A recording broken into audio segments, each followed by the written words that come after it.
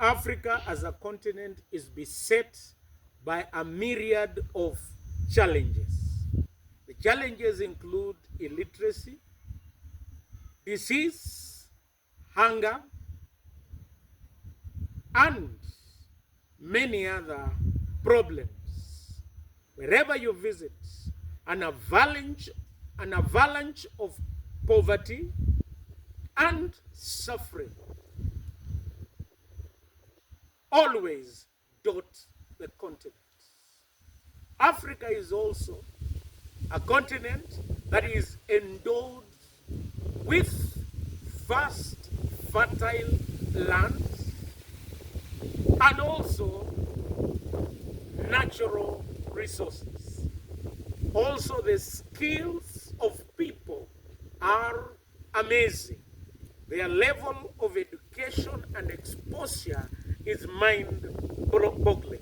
Why do we have an irony, an antinomy, where on one hand challenges abound, and the other numerous resources, talents, and abilities are there? The only reason that will explain this situation is this: Africa has a deficit of leadership. From the family setup to whatever institution, be it government or non-government, there is a challenge of leadership. And today, allow me to explore this subject matter of toxic masculinity and toxic femininity that has affected the entire African globe. Patriarchy was supposed to be a noble duty of leading the Christians, leading the families, and giving them a way forward. But masculinity, when it became toxic, it led to alcoholism, family, spouse battering, and misuse of resources. Let me today discuss this topic of poor leadership and bad governance is what has affected Africa. Last time, the results were released. In that results, when they released it, it showed me a picture, very vivid picture of positive masculinity in leadership and toxic masculinity in leadership. There was a father who beat his daughter after she failed her exams and beat her until she died. That man did not take responsibility. The success of a child or a community or a nation or an organization is a collective responsibility. We all participate in its success, and we all should bear the brunt of its failure. The father decided to abdicate his responsibility. Maybe he did not pay school fees in time. Maybe did not motivate the children. Maybe the father was not an example. Maybe the basic needs of that daughter were not met by the father. This is an hypothetical situation that I want to ask. But what did the father do? Abdicated her responsibility, caned the child to death. According to the father, he has no role to play. For any nation to thrive, leadership is responsible. For any nation to fail, the leadership, the buck stops at leadership. I want to say that in the same breath, we saw positive masculinity of leadership, where a father cries and rejoices with the success of the child. This father was without means. He was a border rider. Sacrificed to the uttermost, ensured that the child was in school, inspired the child to study, both by word and deed. And the child studied, scored a clean A. There is a story of a lady who never gave up on the daughter. She had 2 children at home, but the mother did not give up. She ensured that when the rest had given up, she did not give up on the daughter.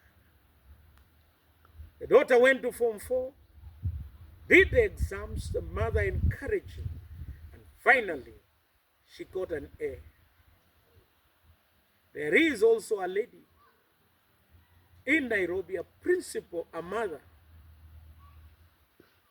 who made the children to sleep outside the gate because they had not paid their school fees. The parents rather had not paid the school fees. That is toxic femininity. When we take privileges that we have been given, either to be a mother, a father, a church leader, a president, when we take responsibility given by God to be an emblem of entitlement, and we do not serve, we only eat,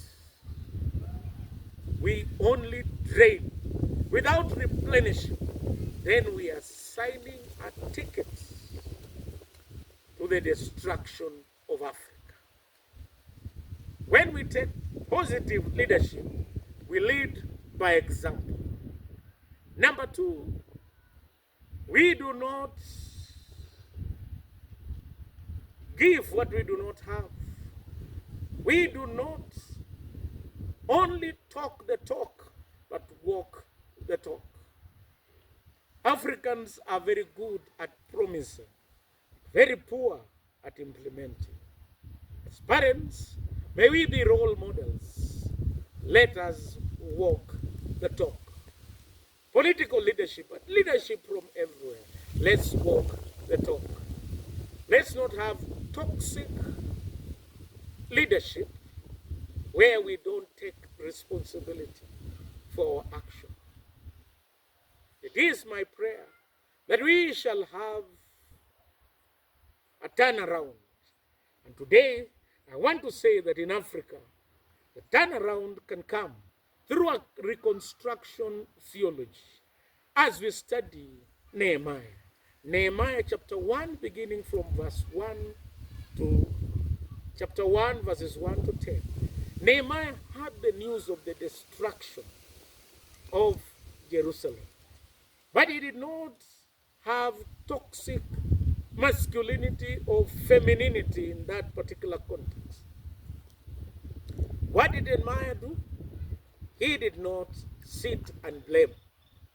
Most of us, we blame, we don't take responsibility. What did he do? He took the news personally. He prayed, he wailed, he mourned, and took concrete steps to rectify the situation. May we look at our situation wherever we are, take concrete steps, chart the way forward. And Nehemiah, when he prayed and he sought the Lord, he was given a direction. May we be leaders who will reconstruct what has gone wrong wherever we are, be it in our family, in our place of work, wherever we are. May we rewrite the situation. May we not engage in toxic masculinity, but may we do the best for the glory and honor of God's name. May we change the story as Nehemiah did. Hear the information, pray about it, reflect, have a plan, pray, and with God ahead of you, you'll always succeed. In the name of God the Father, the Son, and the Holy Spirit.